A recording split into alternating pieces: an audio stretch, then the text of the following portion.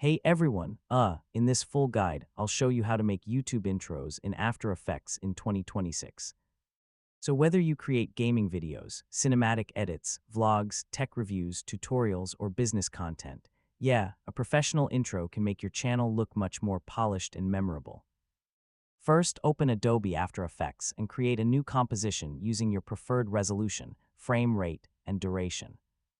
Next, import your logo, background videos, music, sound effects, and graphics into the project panel. Now drag your background video, image, or animated scene onto the timeline. Use the text tool to add your channel name, slogan, or intro title. To make your intro dynamic, animate the text using keyframes for position, scale, opacity, and rotation.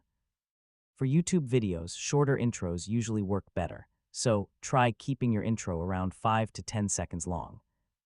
Once your intro looks good, preview the full animation carefully and export the final video using Adobe Media Encoder or the render queue. And that's basically how to make YouTube intros in After Effects in 2026. With keyframes, cinematic effects, motion blur, and strong sound design, you can create professional-looking intros directly from your PC or laptop. Thanks for watching, and I'll see you in the next tutorial.